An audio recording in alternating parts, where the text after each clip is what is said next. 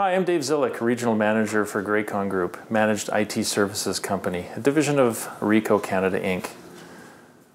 Some key takeaways from this video is IT must be business-led and value-focused.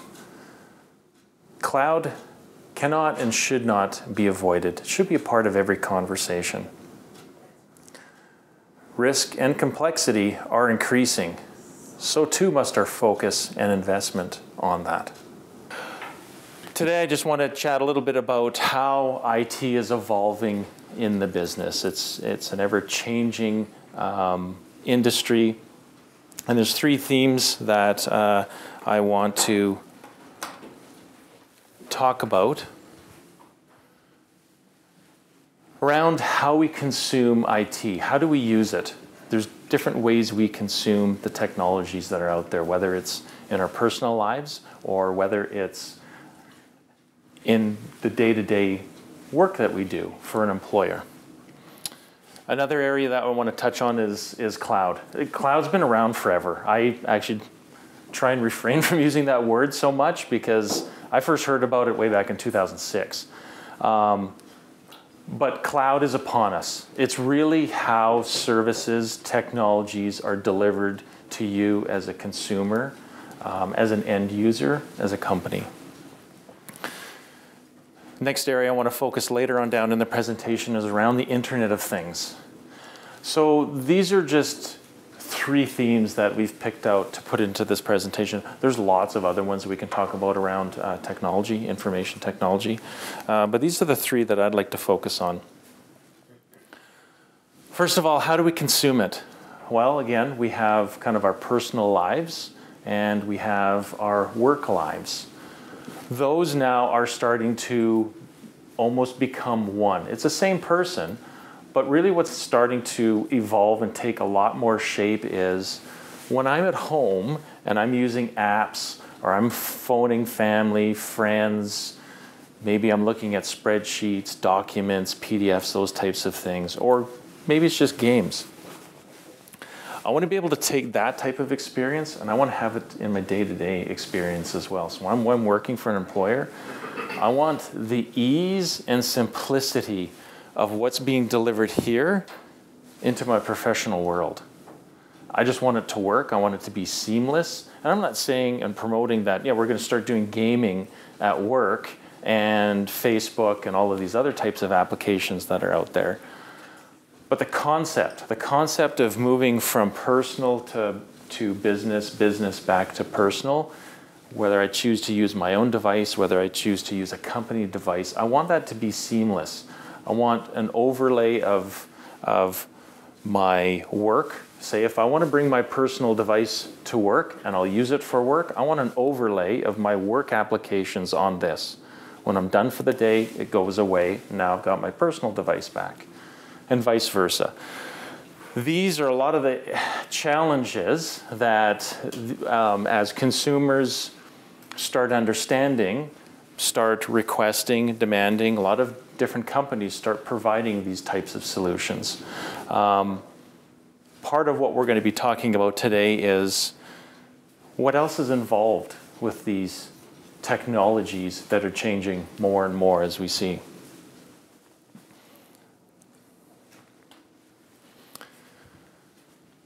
I love this picture because it depicts literally what's going on in our world of how we're consuming. Again, whether it's on a mobile device, whether it's at home, whether it's at the office. Yeah, you see the picture of the dog there. Absolutely, the technologies that are coming out, Bluetooth connected leashes, collars, that's out there right now. One stat I wanted to point out that kind of complements this picture.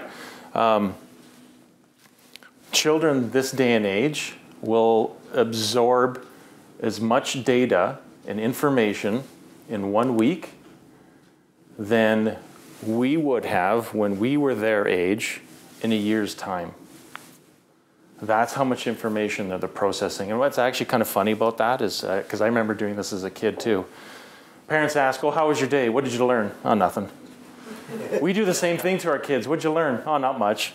But we know for sure they're learning a lot more than what we think they're learning. And it's the technologies that are providing this as well. As stated, IT is unavoidable. It's an unavoidable evolution. We're going to go through some different aspects of IT and how it needs to change. But here's just a quick Gartner example of how IT needs to operate long-term or in short-term, whether that's technologies that you use here in your office or that's technologies that you want to use off-site. Through the rest of the presentation, rather than referring to cloud, I'll probably bounce back and forth between on-site and off-site. And when I say on-site, I really mean technologies, equipment that you're using here.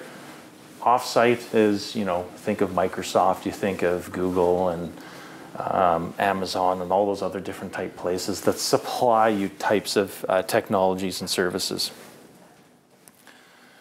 But things that we need to think about, and the model for IT now includes both marathon runner and sprinter, meaning solutions, technologies that are built, put together, deployed out. They need to be capable of both for a long haul distance or for a short ramp up period. And these are a lot of the areas that will be looked upon when delivering any either of these types of models, so to speak. So for example, when we look at a marathon runner, I need it to be reliable. Yeah, absolutely. So technologies, say out in the cloud, I want it to be reliable. I don't want it to break down. I'm making an investment. It may not be a capital expense. Maybe it's an operating expense.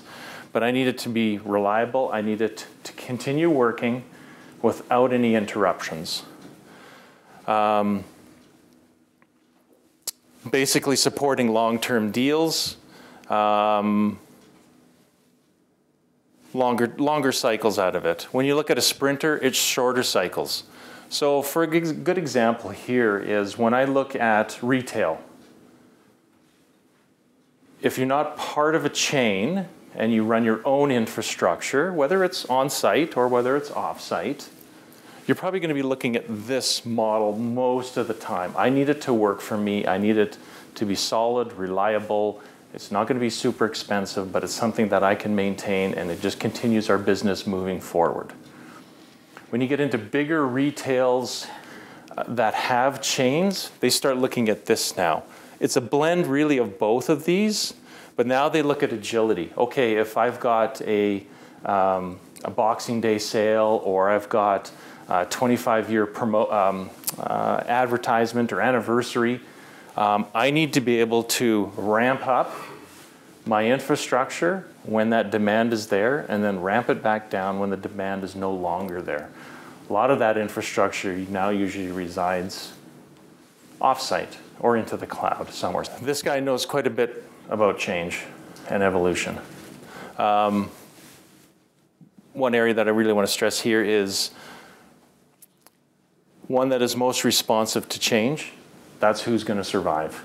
In our industry, lots of things change. It continually changes. When you see a new product or a new solution, there is 2 other iterations or generations right behind it.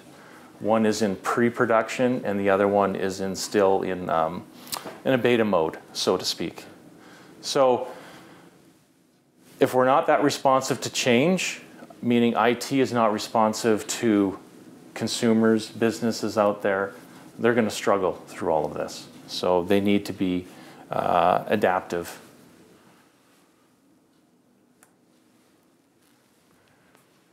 So let's shift our perspective a bit on IT, and hopefully this makes it a little bit more clear for everyone.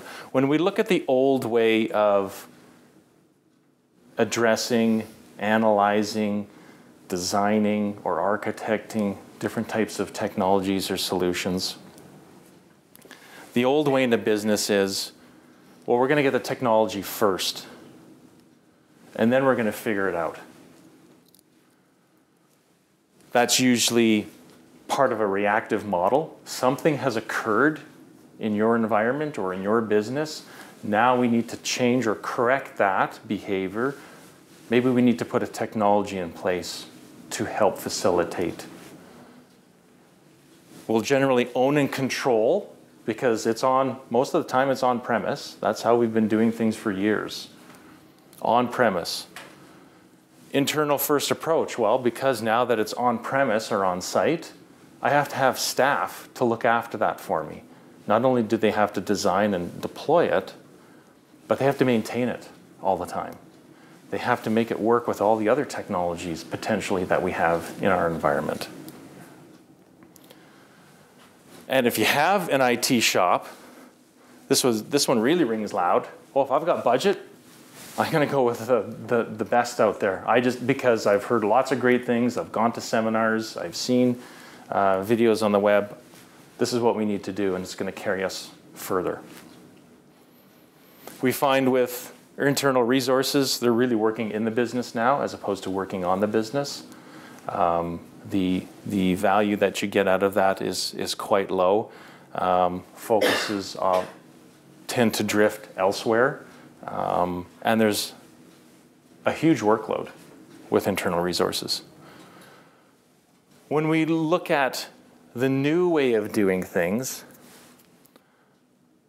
let's take the approach of looking at the business first. That's how we always engage our clients. Let's understand the business, let's understand the needs and requirements, and then we're going to worry about the technologies later.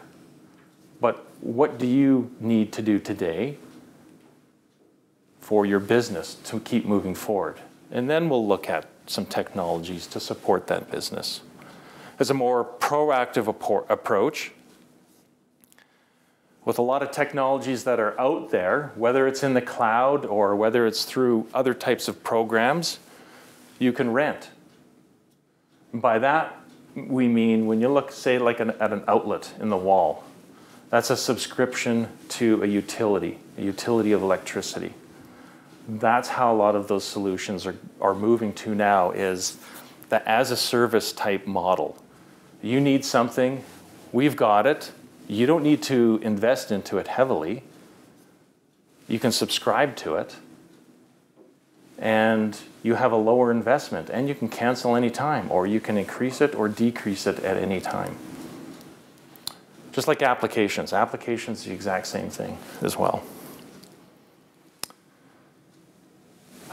This is an external first approach, looking at IT in this manner, and it's a best of need approach rather than the best of breed. What do I actually need? What does my business need?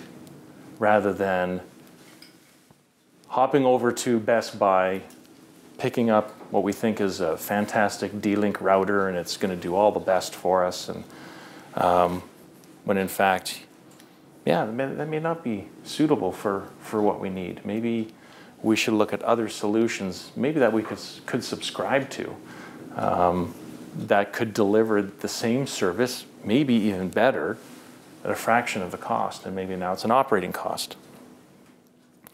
And we find now people are working more on the business as opposed to in the business. We've been touching on this so far for a little bit through this presentation. The cloud isn't going anywhere. The cloud is here to stay. It's actually been around for a long time. The cloud really refers to compute that sits somewhere else, and usually sits in a giant data center. I'm assuming everyone here knows what a giant data center is. Microsoft, Amazon, Google, those types of places. It's just lots and lots of compute in a giant warehouse that's secured. A lot of internet pipes going into it. Back in the early days, back in the 60s, 70s, what you had on premise, you could literally call a cloud. It's really called a private cloud. It's more common now with a lot of businesses, especially as they get into virtualization, changing technologies. They've got essentially private clouds on premise now. This type of depiction is more of a public cloud. So it's available to many different people. what I really like about this, especially for small business, is you get to take advantage through subscription of enterprise-grade hardware and software. You don't have to worry about continual fees and support, replacing hardware, worrying about security, worrying about my backups, how good is it going to be, where is it going. You get to leverage enterprise-grade, so the big companies that are paying thousands and thousands of dollars for, usually in the millions if they're that large, for the same type of technology. And you're just going to get a small sliver of it. But you're getting the performance out of it as well. That's a big advantage going over to the cloud.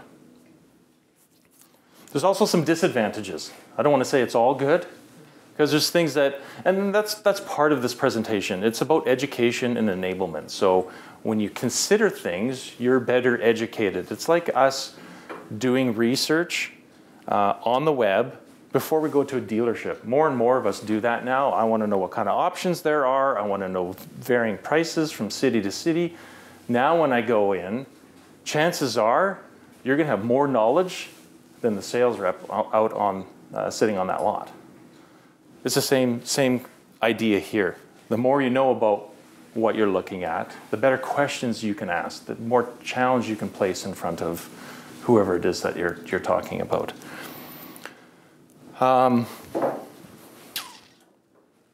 Yes, I think we can continue on this page. So some of the areas to be aware of if you're looking at cloud type solutions is, and I'm going to give a very basic scenario. So let's say we have some hardware sitting in the corner, and I'm going to try and keep this very basic. We have got computers connecting to it. We've got internet that runs through it. We can put our files and folders there and some videos and marketing material, and maybe finance uses it. And we can print through it. Very basic. What the cloud is really offering is, well, what if we just take all of this, throw it over there?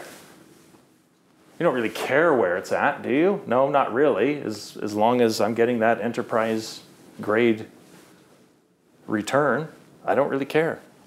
Fine, then don't worry about it. Here's your bill, and this is what you're getting. You're getting essentially your server, you're getting backups, you're getting security, and you're going to get the connectivity. Okay, fantastic. 9 times out of 10, what people don't consider is back at the office, what do I need to do now that this doesn't reside here anymore? What do I need to do to ensure I can still get to my information when it's in the cloud? Meaning, okay, I've got internet coming in and maybe it's Shaw. Fantastic. Is now that I have all of my traffic going through Shaw, is it going to be big enough? Do I need to upgrade my Shaw now? If the Shaw connection goes down, if the Shaw connection goes down, do I need to get a second connection in here? So there's redundancy. If one fails, it fails over to the other one. Yeah, probably should be a consideration, because now you've just moved everything over here, and how do you get to it?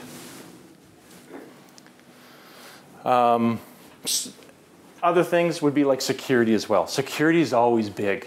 Security tends to be left for last, much like backups and disaster recovery tend to be left for last. It's only until really something actually happens, some sort of incident happens, that becomes the primary focus. So when we talk about cloud type solutions, technologies in cloud solutions, ask what the securities look like. What are we putting in place? What do we need to put in place here to ensure how we're communicating here over to the cloud is secure, and people can't breach that data communications back and forth.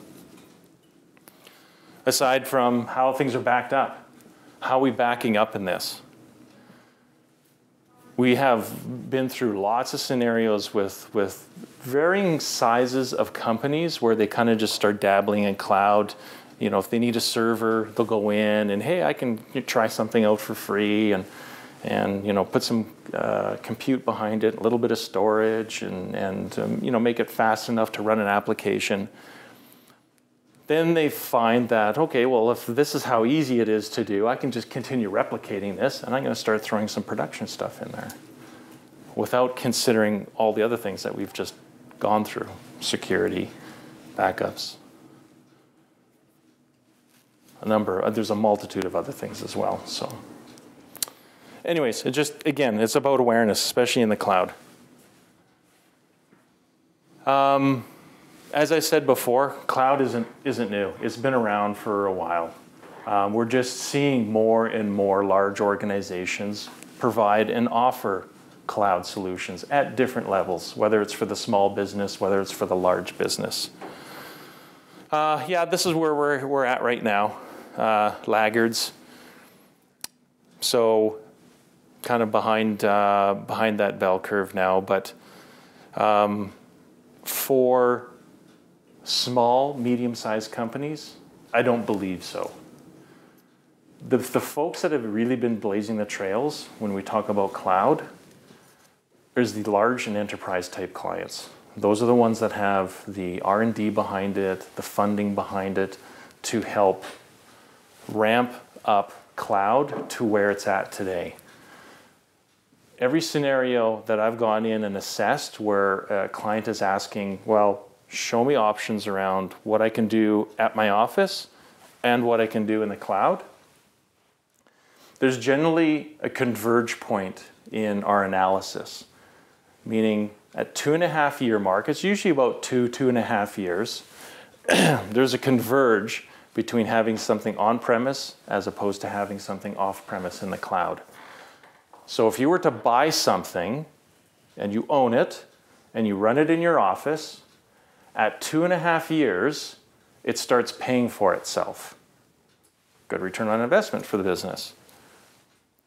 If you were to subscribe to some technologies and solutions in the cloud, at 2.5 years is when the provider starts making money. Quite a bit of money. Because it's just a subscription. They're just supplying you service. How you consume it, what you do with it, they really don't care. So it's interesting because it brings a lot of question to a lot of people, a lot of business owners. Well, what should I do? Because this is the trend. People are moving to this, yes. As people continue moving and subscribing to cloud solutions, technologies that sit in the cloud, it continues to drive the price further and further down. So when small businesses start looking at this, you know what? This is actually attractive for me now because it's at a price point I need it to be at. Haven't gotten there yet. I suspect, within that next 3 to 4 years. But for us as a managed IT services company, we have more and more conversations around cloud. More and more conversations going back to how we consume the technologies. Going back to an example of mobile device. We've got lots of clients say, well, how do we protect these? And that's a big thing. Security is a huge thing. How do we protect these things if they're going to have that much information on it and allow us to do that much for us? As it states, yes, adoption rates are growing. Absolutely are growing. But it's still going to take a bit more time. Enterprise, they've been more leaders. A lot of the bigger ones have been blazing trails for us. The SMB sector, absolutely. You can see the breakdowns here. But again, decision points really shouldn't be just based on cost. Should be based on value, what it's delivering for your business. Is it meeting the business needs? Is it going to do what I need it to do at the end of the day? Is it going to be complex or is it going to be simple? Those types of things. But there is for the most part buy-in. It's accelerating more and more. And I guarantee you that if we had this type of conversation in 5 years from now, it would almost be reversed. We'd be talking mostly about cloud, mostly things that are out there, very little about what's on site. Other than, yeah, I've got my mobile device, I've got my laptop, I've got a wireless access point in the ceiling. You'll see very, very light footprints in buildings.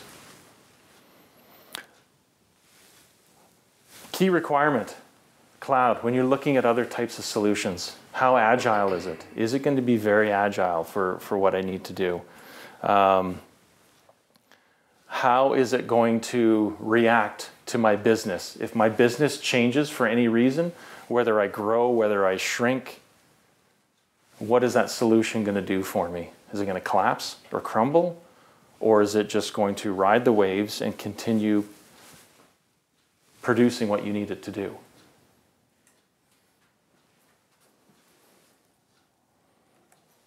Aside from agility, is elasticity. So I earlier spoke about retail.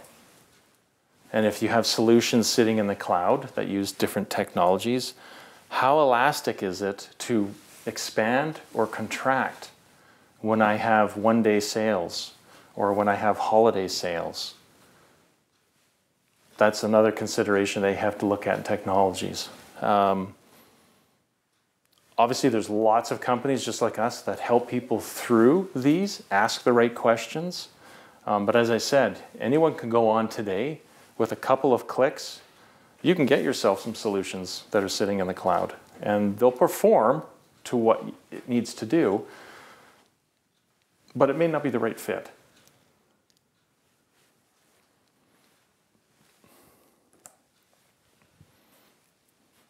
Here's the bonus of looking outside of the office for solutions. 24/7.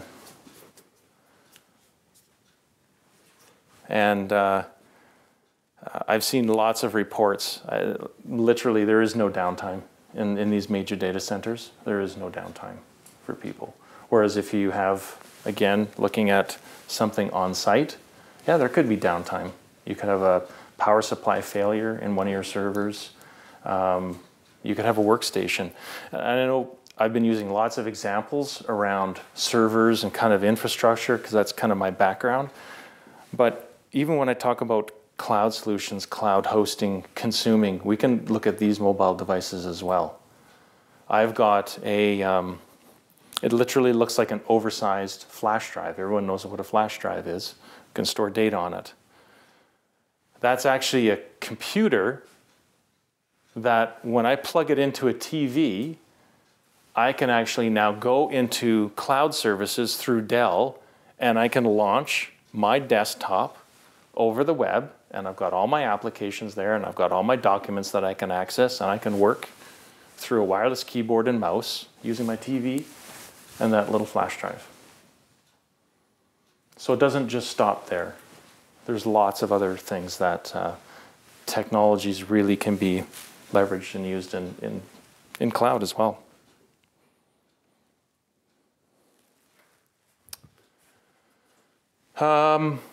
As it sits, and I kind of been stating this throughout subtly, cloud is not the solution to every need, but it should be a consideration every single time. Like I said, we've been having more and more conversations with folks like yourself around what should we be doing. And I don't want to call specific names out, but we have one of our clients here, and we had those exact same discussions. What should we be doing? Should it be on-premise or should it be in the cloud? Well, let's take a look. Let's take a look at the pros and cons of on-site. Let's take a look at the pros and cons off-site into the cloud.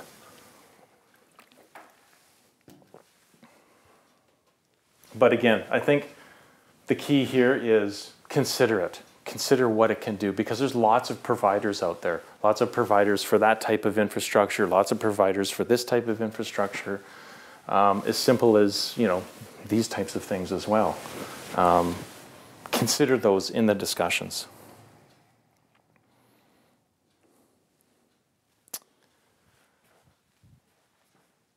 The next, and I think the last theme that we're going to be talking about is the Internet of Things. I've done a lot of presentations on Internet of Things, and I could probably spend the next few hours on this, but this is just a quick map of almost a accurate portrayal of how things are connected across the globe right now. It's staggering to see numbers. And when we talk, we're going to talk about various things that are considered Internet of Things. Before I get to the next slide, can anyone guess how many billions of devices are connected today? Take a wild guess. It's not. Okay, I'll make it easy. 11. Oh, it's a range between 1 and 50. Take a wild guess. Is there a price? I say 11.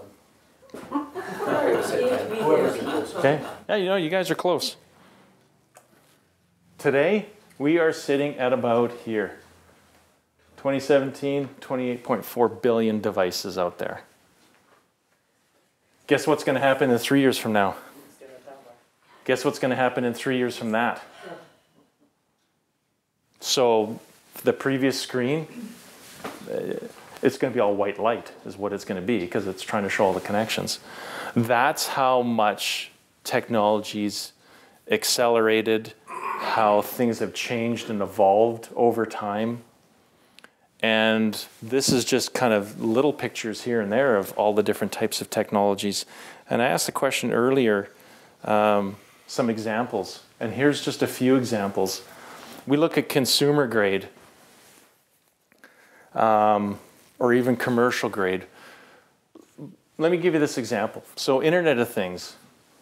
If this room had the right technologies in place, it would understand what I'm doing today. When I come back in and do another presentation the next time, as soon as I walk through that door, the lights will go to the level that I want.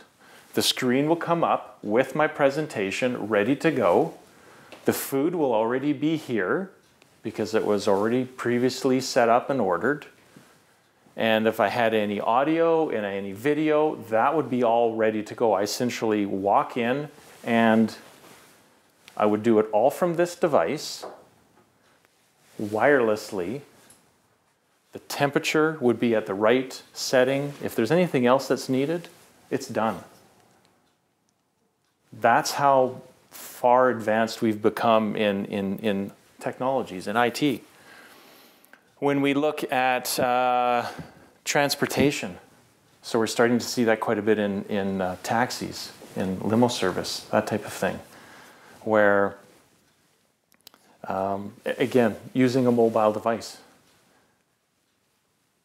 The more I use the app with the same service from the taxi, the more it understands what my routes are, what my travel times are, my days, connected with my account. I literally now just hop into a taxi, go my distance. If I have to change on the fly to what my route is, we can do that with the driver. It automatically updates on my app. The taxi driver is running the exact same app. As soon as we stop, my account is billed. I grab my bag and I go. And I haven't really done much other than made sure that all of those things were connected. We've talked quite a bit about retail. There's lots of other ones, especially industrial.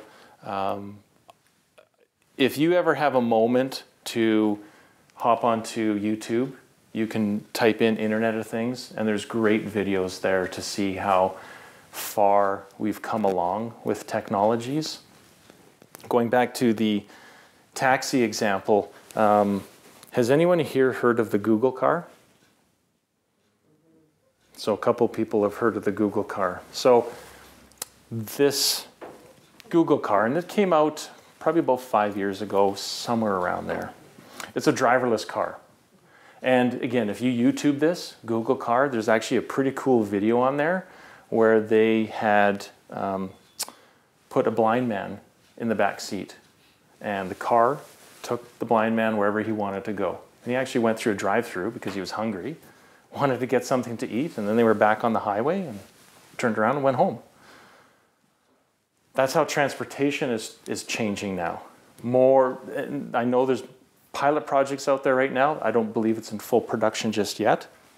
But modeling off of that concept, we'll have transportation moving to that same direction. So when we look at public transportation, those could be driverless soon. When we look at taxis, yeah, those could be driverless again soon. And it's the technologies that have evolved and changed that are enabling these services to evolve and grow from that.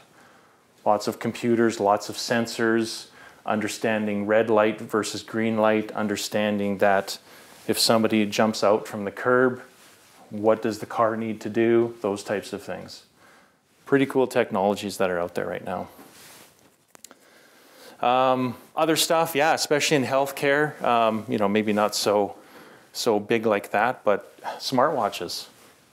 Those are becoming more and more popular. It's not just, you know, a fashion statement. Anything that I get on my phone, I can get through my watch now. And more so, I can use my watch for fitness. Or, you know, my watch will tell me, you know what, during your presentation, your heart rate was elevated. Those types of things. It's amazing the advancements that we've been making. But what we will touch on in a little bit through this presentation is areas that aren't being considered. As much as these are fantastic, I see a lot of great solutions out there that are looking for problems. Right now, it's a little bit of a Wild West where we're just creating some fantastic technologies. We're meeting and hopefully encouraging consumers to buy, to leverage, to educate off of, so they can continue developing and adapting and building new things for us. But one key gap that I see out of this is security. So let's go back to an example of the smartwatch here. And you can YouTube this as well. This is an eye-opener video where business owner, medium-sized business, has got some pretty decent infrastructure. He's got some on-premise infrastructure or technologies. He's got some stuff in the cloud. He's got his desk, computer at his desk. He's got his laptop. He's got his mobile device. I'm going to get a smartwatch because I love the features that it gives. It's connecting to my phone now. It's giving me information, lets me know when my appointments are going to happen. So he did a really great job protecting his company. I've got a firewall. And again, there's lots of different terminologies I may throw out there that you may not understand. But what I'm trying to show and give a sneak peek at is the complexities behind all of this. Firewall's got to be in there somewhere to protect the company. Then we're going to have antivirus on all of our workstations, our laptops. And yeah, there's going to be a bunch of companies that are going to put it on mobile devices, especially if you go back to that model of the personal life and the professional life blending back and forth. They want to secure that, especially if that's a personal phone. Let's secure it so those worlds don't collide too much or have any breach in any way. But all of these other devices that come out, do you think there's security built into those? No. So guess what happened? President buys a smartwatch, gets it all connected, loving it. Then he noticed that some data was missing on his laptop. So he immediately brought it to his IT department. I believe this is how the story goes. They investigated, and long story short, what happened was someone was able to get in through a wireless connection, going through his watch, which is now connected to his phone, and his phone is connected to his laptop. They circumvented all of the security that was put in place and got into a corporate system. It's amazing. I used to work for a security company, and it's amazing how creative people can be. But if there is any type of gap, they will find it. Any type of loophole, they will find it. Absolutely. And when I made a statement earlier about this being a bit of a Wild West, yeah, absolutely. Because most of these don't include security. Generally, like especially in healthcare, generally now their IT teams have to overlay security on top of the solutions that are being put in place. Great technologies, it's doing wonders for that space. But how do we protect? A lot of sensitive data, especially in that world. This is kind of just a brief overview of kind of how less prepared we are than ever before. Again, going back to the ever-changing industry of ours and all the technologies that come into play and how quickly they're being pushed out, really starts to push on operations, starts to push on security, starts to lean on skill sets. Do I have the right skill sets? As a business, I've got a fantastic team, but I'm bringing all this technology into place. Do I have the right skill set to support all of this? Are we making the right decisions? So this goes back to 2015. Some major breaches in here. I know of a few. This Ashley Madison one was quite vocal, but there was also Target as well that happened. And if you notice, all of these, they're very large companies. Enterprise-grade hardware, enterprise-grade software, using the cloud, using stuff on site as well. The commonality with most of these, not all of them, but a good majority of them, a breach occurred because there was still manual process in some form or fashion that they had to do. Whether it was somebody kept a spreadsheet on a thumb drive, which they weren't supposed to do, or there was manual intervention because this application and this application in the finance world couldn't talk to each other, so now I have to take it and move it over here. Breaches can occur that way very easily. All it takes is for somebody to get themselves in and understand what's going on. But they don't even have to get in the traditional way anymore. Basically knocking on the firewall, knock, knock, knock, can you let me in? I'm the vacuum salesman. Nope.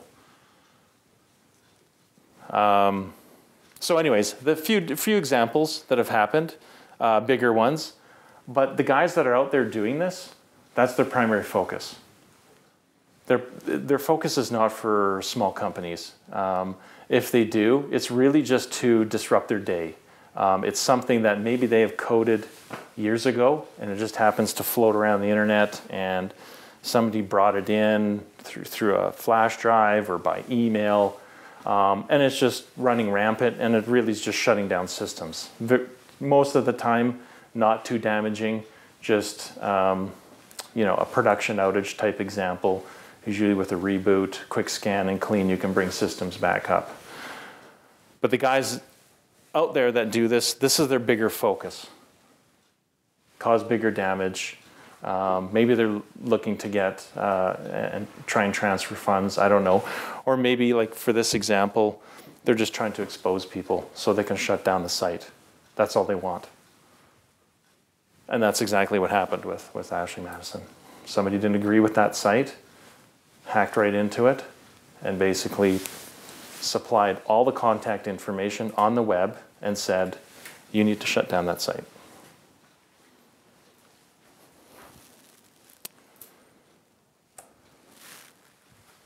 Yeah, guess what's looming out there? I call these digital sharks. You bet. You bet they're out there. Again, they have focuses elsewhere, but they have programs that have been created in past that, if they stumble upon other people, you'll be affected by it as well. But this is becoming a bigger and bigger business. Bigger and bigger business.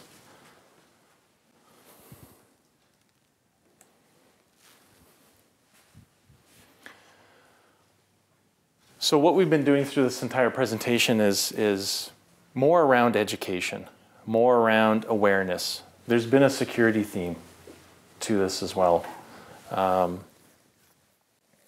There is lots of tips and tricks that can be shared throughout our industry. We do that with all of our clients. One of the reasons why we go to conferences to get ourselves educated so we can educate and enable folks that we meet or do things like this.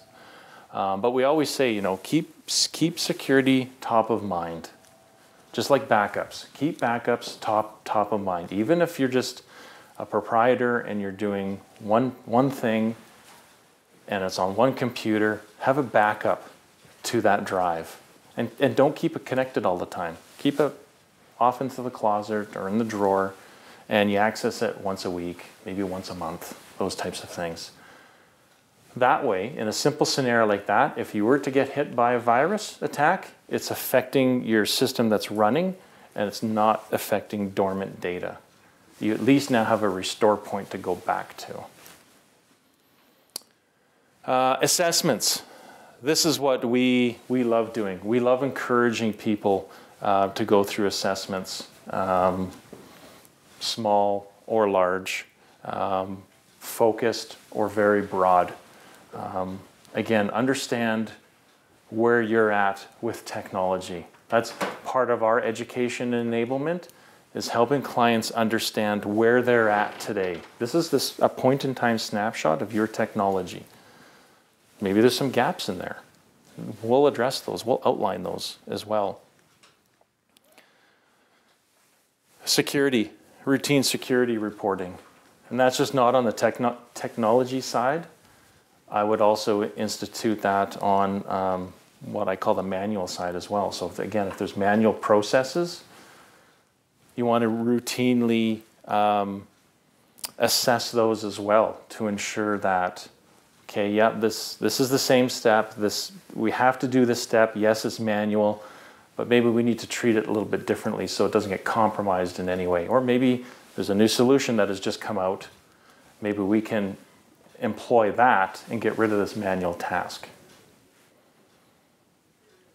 But again, before acquisition of such, understand what it's doing. Does it support your business need? Technology and operations, so defense in depth, not just a firewall, but look at all the other layers within defending yourself. It's no different than a house. You want to put a fence up because you want to keep animals out. Fantastic. You want to put an alarm on your house because you want to keep burglars out. Those types of things. So as you assess and analyze your personal life, apply those to the business world as well.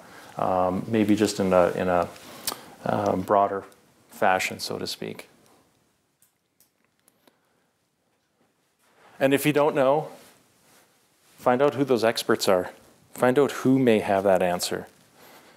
Just don't think that, if I Google it or if I watch a YouTube video, it's got to be right. Everything on the internet is right. Yeah, no.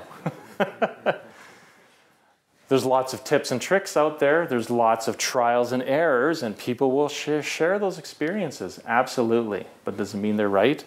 Not all the time. Here's some takeaways for today. IT must be business-led and value-focused.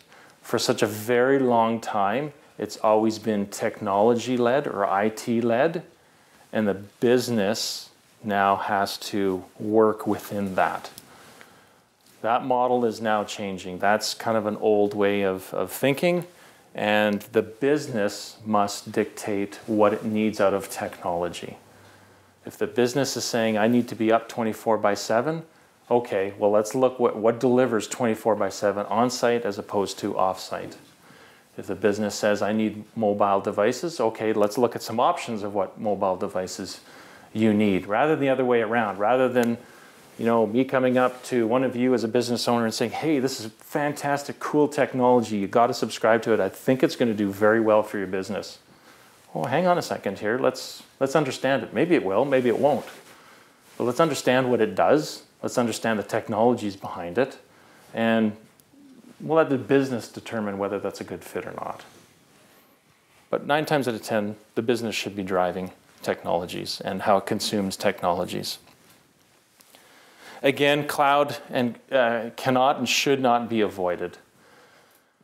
I think that applies to more and more people as we continue moving forward, as the cloud continues to evolve, as the services continue to evolve.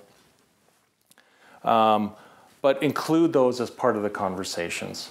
It may not be a fit at the time, but at some point in time, you'll be finding more and more of your company transitioning over to cloud solution because it is a better fit, because it has a better pricing model, because it is an operating expense now as opposed to a capital expense, because it's flexible, it's scalable, because as a business owner, I don't want to worry about the complexity of things.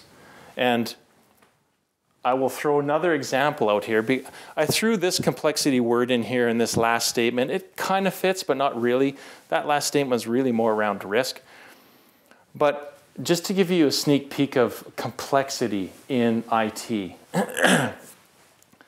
most business owners that I've engaged with, they don't care how the things work. Again, going back to the utility model, the outlet on the wall, I just want to know that when I plug my device in, it's just going to work. I don't care how it works behind the scenes, it's just going to deliver what I need it to deliver. So a good example, and you'll see lots of these all over the place, or maybe relate to one or two of them, but going back to an example of, say if I wanted to make my home smart, or smarter. Say I wanted to put in something like Sonos in there. So when I walk in, it senses that I'm there, and maybe I want music playing. Maybe I want to put a Nest in there as well. So again, at a certain time, the heat will come on, and it'll be nice and comfortable when I get home. When I go to bed, it'll automatically shut down for the night, and the temperature will drop maybe, I don't know, 5 degrees or something like that.